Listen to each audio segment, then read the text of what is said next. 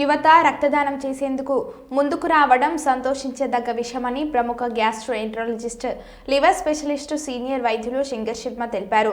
కర్నూలు నగరంలోని అబ్దుల్లా ఖాన్ స్టేట్లోని స్కంద అపార్ట్మెంట్ దగ్గర అక్షయ ఫౌండేషన్ ఆధ్వర్యంలో తలసేమియా వ్యాధిగ్రస్తులకు రక్తదాన శిబిరాన్ని జరిపారు. డాక్టర్ శంకర్ శర్మ ముఖ్య అతిథిగా పాల్గొన్నారు. ఈ సందర్భంగా ప్రముఖ గ్యాస్ట్రోఎంట్రాలజిస్ట్, లివర్ స్పెషలిస్ట్, సీనియర్ వైద్యులు శంకర్ శర్మ మాట్లాడుతూ స్మార్ట్ ఫోన్ అధికంగా వాడితే హైడ్రోజన్ బాంబు బాంబుల ప్రమాదం జరుగుతుందని హెచ్చరించారు. బంగారు కత్తి ఉందని మెడకు వసుకోకూడదని హితవు పలికారు.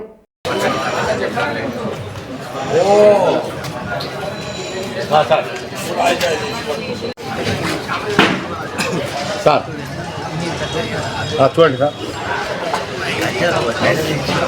సార్ అక్కడికే పోవాలా, గ్యాప్కి పోవాలా. మీరు అట్లా ఉండాలి.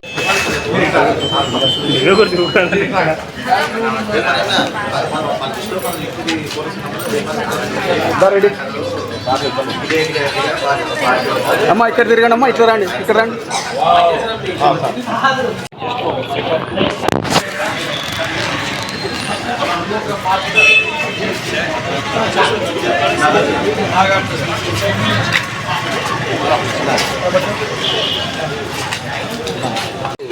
కర్నూలులో ఇక్కడ మన అబ్దుల్లా ఖాన్ ఎస్టేట్లో ఈ అక్షయ ఫౌండేషన్ ఆధ్వర్యంలో మరియు మన doctor Ravikanth transfusion medicine specialist Kurnool blood centre run చేస్తున్న వారి ఆధ్వర్యంలో థెలాసీమియా పేషెంట్స్ కోసము బ్లడ్ డొనేషన్ చేయడానికి చాలామంది యూత్ ముందుకు వచ్చారు.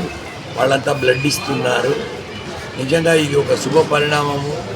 ఒక డెవలపింగ్ కంట్రీలో, ఇండియాలో మనం అనుకుంటుంటే త్వరలోనే మన డెవలప్డ్ కంట్రీ అయ్యే అవకాశం కూడా ఉంది. మనకున్నంత యూత్ ఫోర్సు డెమోగ్రాఫిక్ డివిడెండ్ అంటారు, వాళ్ళు ఏ కంట్రీకి లేదు.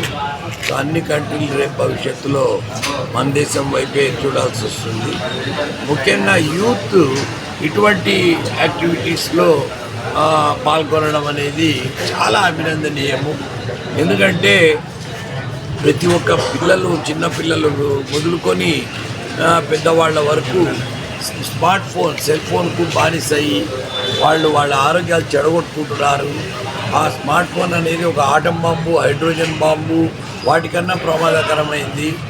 ఎంతవరకు వాడాలనో అంతవరకు వాడాలి. బంగారు కత్తి ఉందని మెడగోసుకోవద్దు.